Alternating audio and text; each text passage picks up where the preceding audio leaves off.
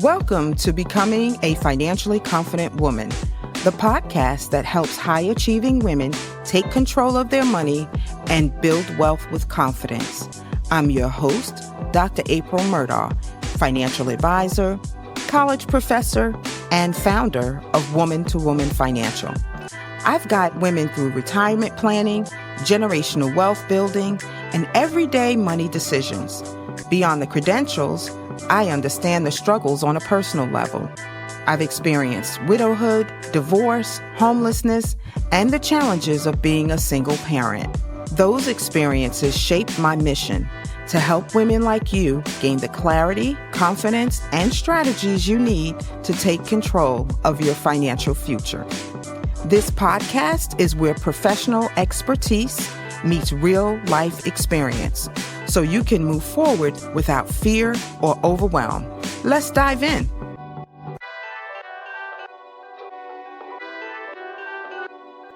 We talk about love, trust, and communication, but we often avoid money. Why is that? Money is one of the most emotionally charged topics in our lives, yet it is also one of the least discussed in our relationships. Today, we're talking about financial intimacy, the ability to openly, honestly, and safely talk about money without shame, secrecy, or power struggles. See, financial intimacy isn't about budgeting and spreadsheets or how much money you have. It's about emotional safety. It is about knowing that you can talk about money without fear of judgment, control, or conflict. And here's the key point I want you to hold on to throughout this episode. Financial intimacy is not about how much money you have. It is about how transparent and aligned you are. So, money conversations feel hard because money carries history. For many of us, money is tied to shame, past mistakes, debt, missed opportunities, or just financial decisions we wish we could redo.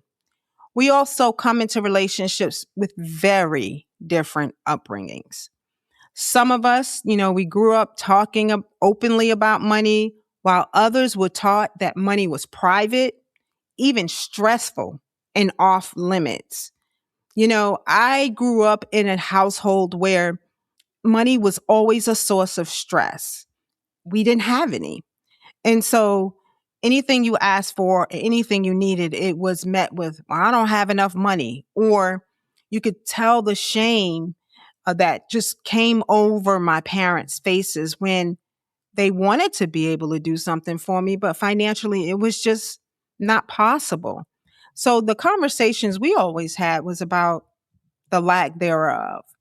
And unfortunately, I carry those types of conversations when raising my children because for a good part of their lives, that was my mantra. I don't have it. I don't have enough money. I wish I had more money. So, when we're talking about financial intimacy, there is also the fear of judgment and of control. People talking about money, if they do, they feel like they're going to be criticized, there are going to be some power struggles, or one person is going to have more say than the other, especially when there's an income imbalance. So if you have a significant other that may make more than the other, then sometimes in some situations, it could be that they are more vocal. And so the one who may not make as much is not as vocal. And we also can't ignore any cultural and generational money scripts. Beliefs about who should earn, who should manage money, and who should sacrifice. Here's the reframe that matters. Avoiding money conversations doesn't protect the relationship. It quietly erodes it. I want to say that one more time. Avoiding money conversations doesn't protect the relationship. It quietly erodes it. I cannot tell you the number of couples that I meet with, and they may handle their finances separately and then just pay the household bills together. And when that is done, there is sometimes an element of mistrust where one person may feel like the other person has more than them. They're able to pay their portion of the bills based on what you agreed on, and then be able to do these wonderful things. And here you may not make as much. And so you're not able to do that. And there can be a lot of resentment and mistrust.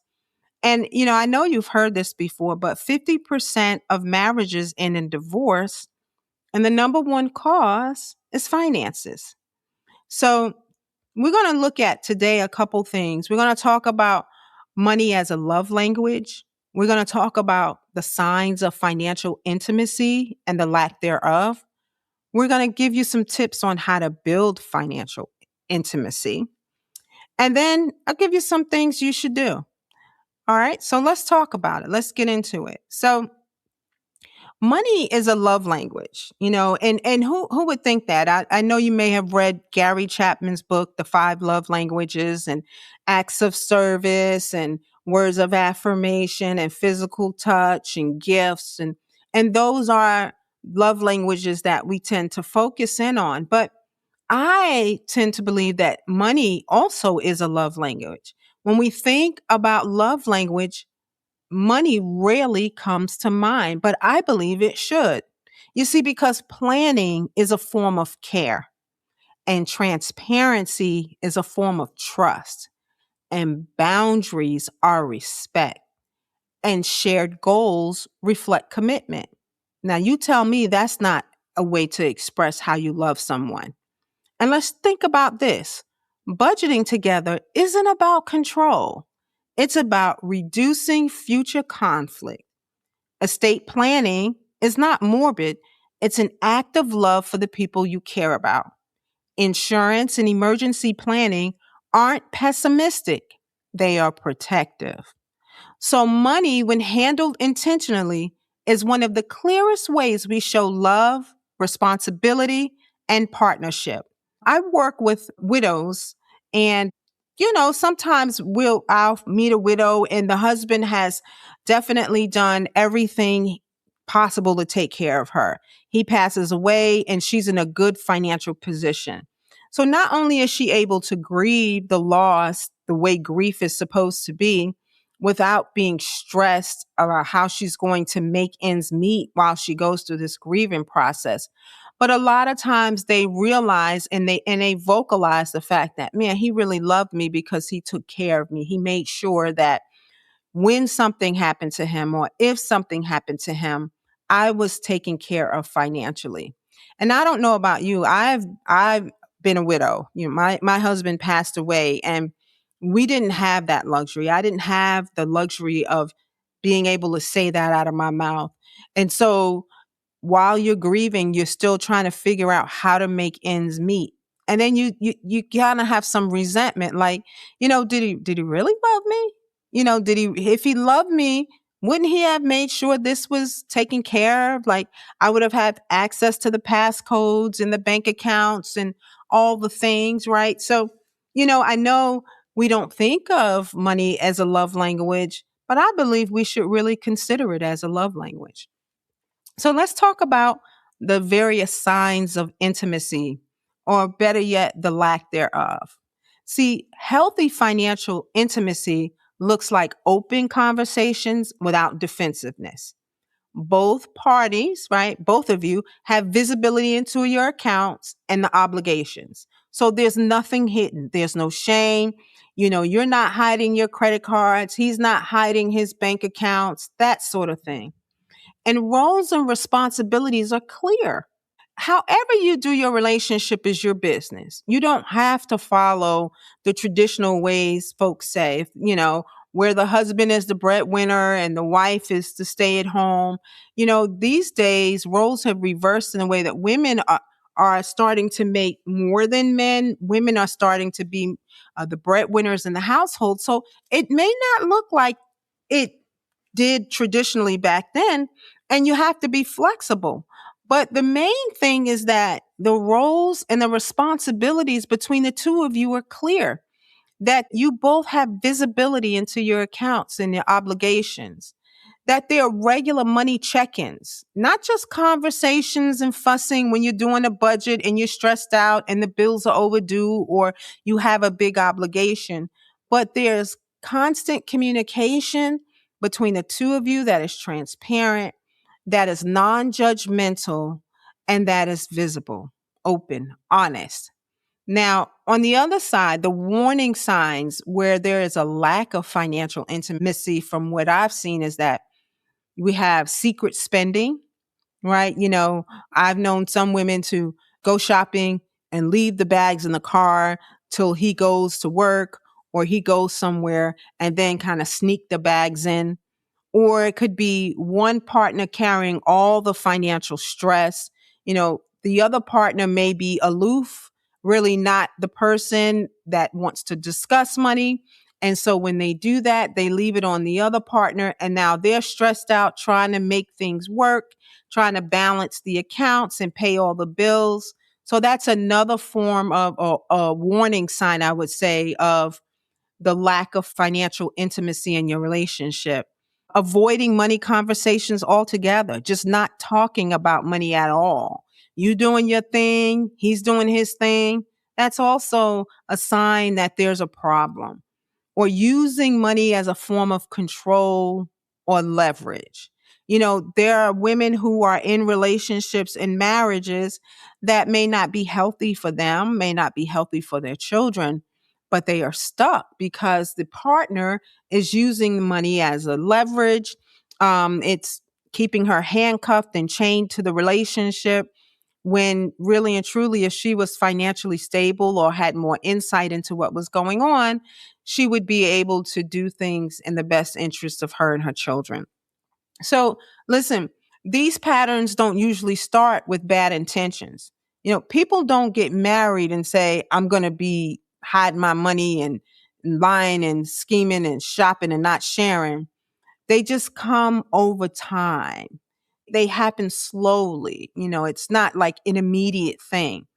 But again, financial intimacy is extremely important. And if I don't know about you, but when you are in a relationship and you guys are open and communicating and talking, even if it's not the best, like you guys may be struggling financially, but you both are having these conversations and being transparent in a loving, non-judgmental way. You are working as a team. I'm telling you, you can go to bed together and feel good about things, even though it looks kind of crazy because you two are working together. You are a team. But when there is hiding and sneaking, and when you feel like you can't trust someone, then that's the lack of financial intimacy, and that will begin to erode your relationship. I see it all the time. Women come in to see me. They say they have a great spouse. They're doing, the spouse is great, but they don't know anything about what they make. They don't know about their retirement. They don't work together to pay the bills, that sort of thing. I don't know if you all remember on the socials, there was this little meme. The wife would go to the husband and go, honey, I can't pay the mortgage this month. And he was looking like, what? What are you talking about? He says, yeah, I'm just not going to be able to pay it. He's like, you never pay it. You don't even know what the mortgage amount is. I mean, we thought that was cool. And it was a way of like, oh, he's doing everything and he's taking care of it, so I don't have to worry. But that's a problem. Because when something happens to him, or if something should happen to him, she needs to know. There needs to be a level of transparency in the relationship. So, yeah, she knows she's not responsible for paying it, that he's the one paying it, but she knows how much it is, how it gets paid, where it gets paid. She's able to log into the mortgage portal and see the balances. There is transparency in that relationship. So, if that's a problem for you, or if you're struggling with that, we're going to talk about how do you build financial intimacy. See, financial intimacy is a process like anything else. It's just not a one-time conversation. And I also believe that this should be cultivated while you are in the dating or the courting phase. You two should have regular conversations about money, about your values around money, ask each other questions about it so that you can get an understanding of your partner's views and their values. Some people are, I want money and I make it and so I spend it. And then there are other people who are like, no, I got to save every dime. And a lot of that is generational. So having those open conversations when you're dating and then, coming up with a plan for when you get married. Like, listen, okay, we're going to work on this together. We're going to be transparent. We're going to be open about what things look like. Even if one partner is very good at handling the resources and the bills and the partner loves the spreadsheets, the other person still should know how to get access. They still should know the details about their financial situation. Because believe it or not, his debt is your debt and your debt is his debt. So it doesn't make any sense trying to hide it from each other. And if you are in a relationship where you're hiding and you're unable to be, open with the fact that, hey, I bought these shoes. I really wanted these shoes. I had the money for these shoes. I didn't bust a budget. Then, there is a big problem. So again, financial intimacy and building financial intimacy is a process. And I believe the process starts when you start talking, when you start dating, when you think that you're going to be in a committed relationship, then you should begin these conversations. So it's not a one time conversation, it's a process. And the first thing you have to do is create a safe space. You really do. If you love this person, and this is not like something you would do on date number 1, or even date number 2. I think this is something you would do when you start to become exclusive with that person. Okay, but you have to create a safe space. There should be no blaming, shaming, or scorekeeping at all. The goal is understanding, not winning. There's a young couple. I was working with the young lady for a few years, getting her finances together. And then she had a boyfriend and they were talking about getting married. And she sent him to see me. She said, well, this is my financial advisor. I would love for you to meet with her because she knew he had some debt. She wasn't mad or anything, but they both agreed that they really didn't want to go into a marriage in debt. And so he came to see me without her. I did not disclose his information to her. And he and I worked on a plan for him to get out of debt. And he did everything I said. He got completely out of debt. And last year they were married. And now this year they came to me together as a couple saying, okay, now we're ready to build our financial future together. That's financial intimacy. It doesn't mean that because one person made a lot of financial mistakes or may have debt or just may not be money savvy the way you are, that doesn't mean that the relationship gets called off. That means that you two come together and you share and you are transparent and you're not judgmental because this is the person you love. This is the person you want to spend the rest of your life with, ideally. And so if you can't trust them with this conversation now, why would you even bother to trust them with your body? Like, I think financial intimacy should come way before physical intimacy. And a lot of times we get it backwards. So the way to build intimacy is just to share your story, share your money story. What did money represent to you when you were growing up? Did it represent security or stress or power or scarcity? And what are you afraid of today financially? Like what makes you nervous financially today? Those are ways to create intimacy. Those are things that you two can talk about. And then the next thing is talk to each other about what is enough. Like what does enough look like for each of you? And then what does enough look like together? Enough for one person may be different from the other. Understanding what enough means, meaning, I'm okay if I'm driving a Honda. I'm okay. Like I don't need, the big Mercedes Benz. That's enough for me. Or whatever standard of living is enough for you. What is the enough lifestyle? What is the thing that gives you enough security? Is it having 6 months of expenses saved, 12 months of expenses saved? Is it, owning properties? Like, what is enough security? What is enough legacy? If you two plan on having a family, then what does legacy mean for you? And what is enough in terms of, if you leave your children, what would be some amount or whatever it is, an asset or a liquid asset that you would feel comfortable leaving your children and saying that is enough? That is good for them. See, one of the things we really need to understand is that alignment matters way more than money. It matters way more than numbers. Okay, I'm going to say that again. Alignment matters more than numbers. If you two are not aligned, you cannot build a financially intimate relationship. And if you don't, it will erode every other aspect of your relationship slowly but surely. See, we think we can function that way. And I meet women who do, who say, nope, that's his money. But really and truly, there's some semblance of resentment that she doesn't have a transparent view into his finances and vice versa. So it's really not about how much you each make, how much you each save, but it's being on the same page. It's being aligned together.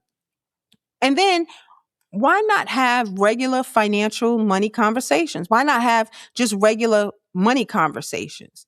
You two can meet monthly, you can meet quarterly, you can have goals for your family. Like, I talked to a couple who was getting married, and maybe the a few months before they were getting married, and they were like, how can we put ourselves in a position to buy our first home together so that we can, you know, start a family? And so the questions I asked, well, what does it look like?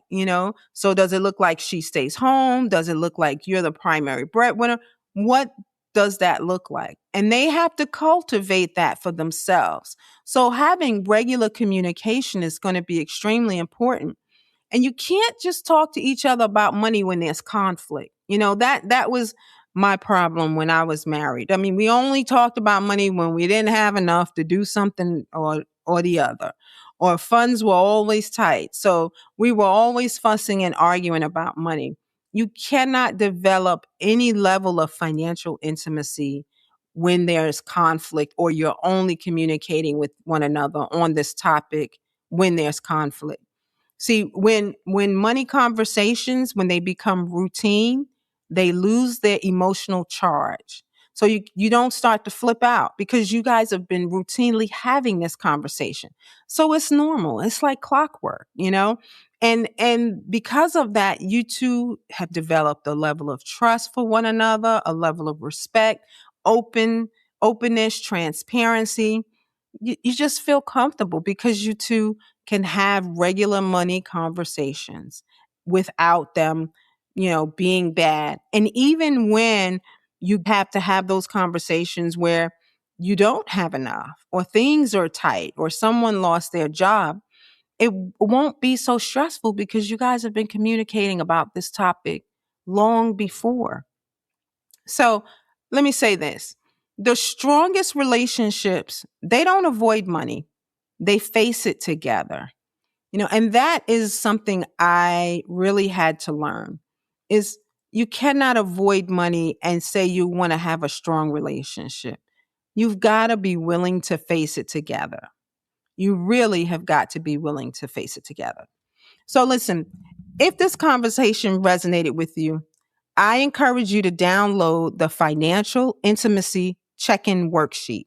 It's in the show notes here. This worksheet is just designed to help you start these conversations with clarity and intention.